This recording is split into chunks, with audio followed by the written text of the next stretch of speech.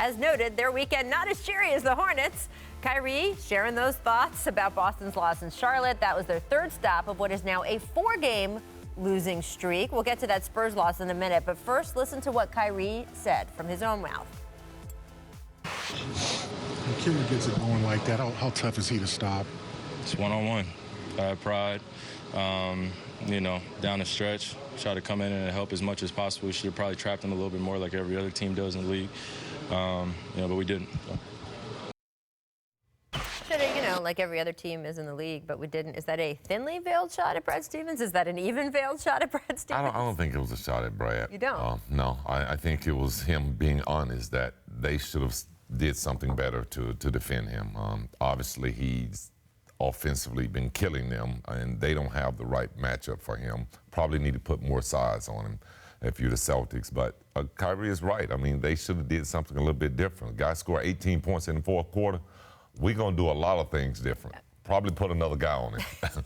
It's absolutely a shot at Brad Stevens, and this has happened before this year, and it's probably going to happen again. This season for the Celtics has been an absolute nonstop of these types of moments.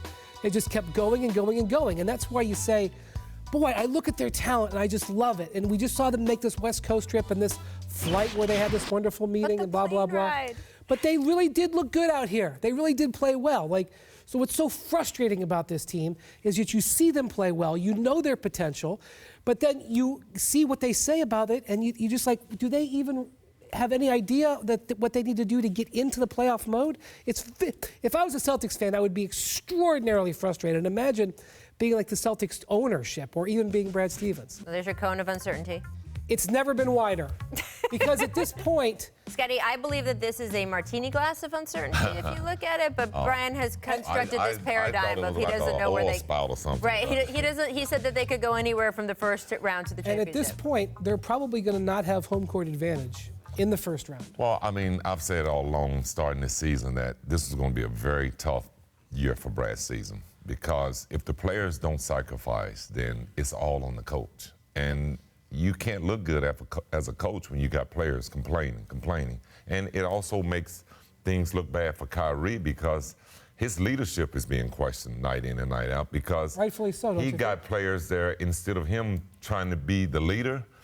He's there trying to nurture guys and trying to get them to play hard and trying to get them to just, be productive.